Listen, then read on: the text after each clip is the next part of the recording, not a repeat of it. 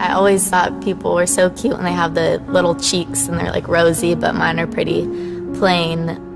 If I was gonna change one feature about my face, I would say that I would want fuller lips.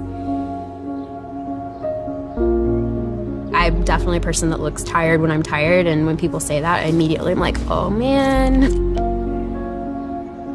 I'm starting to already get little crow's feet and stuff, which like my mom has, so yeah. I'm a forensic artist.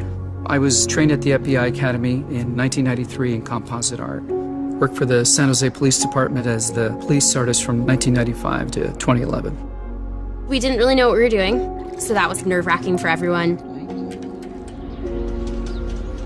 I showed up to a place I'd never been and walked into this big warehouse, and at the very end there was a guy with his back to me with a drafting board. I had a curtain separating me so that I don't see him. We'll begin. First of all, tell me about your hair. Brown, long, I guess a little bit past my shoulders. Your jaw. My mom told me I had a big jaw. Yeah, they're brown eyebrows, dark brown eyebrows. Okay. I didn't know what he was doing, but then I could tell after several questions that he was drawing me. Tell me about your chin. I guess I haven't really compared it to anyone else's chin, but especially when like I smile, I just feel like it kind of protrudes a little bit. What would be your most prominent feature? I kind of have a fat, rounder face. The older I've gotten, the more freckles I've gotten. You sort of realize, oh man, now I have to talk about myself and think about my looks. I'm 40, so I'm starting to get a little bit of the crow's feet thing going on. Once I get a sketch, I say thank you very much, and then they leave. I don't see them. I still didn't know. All I had been told before the sketch was to get friendly with this other woman, Chloe. Today I'm going to ask you some questions about a person you met earlier, and I'm going to ask you some general questions about their face. She was thin, so you could see her cheekbones. And her chin was a nice, thin chin.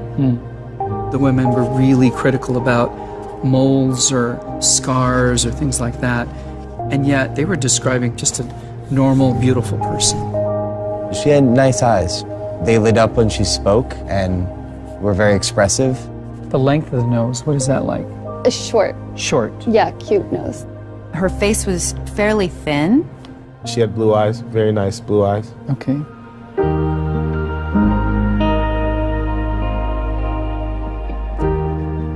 So here we are. So this is your self-described image. And then somebody else described you and I did this sketch.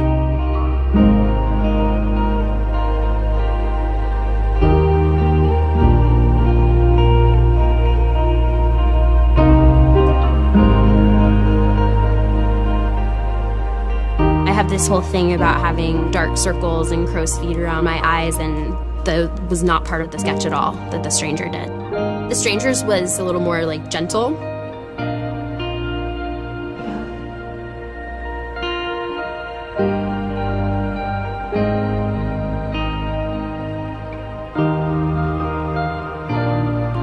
It's pretty different. Which is very strange.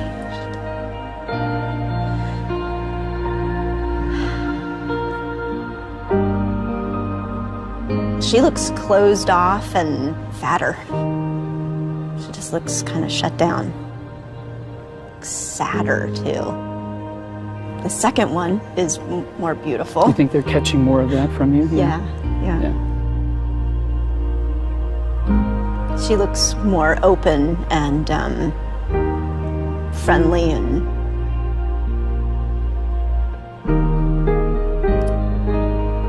happy. I've come a long way in how I see myself, but I think I still have some way to go.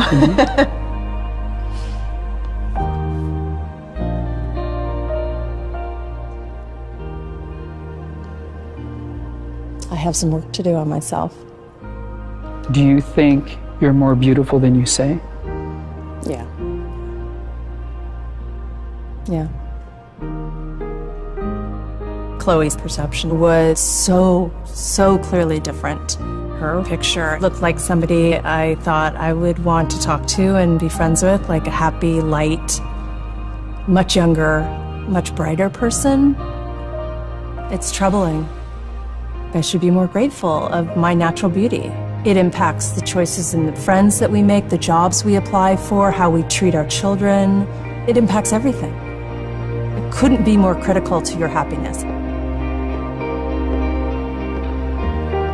Our self-perceptions are generally kind of harsh and unbecoming when really that's not how the world sees us.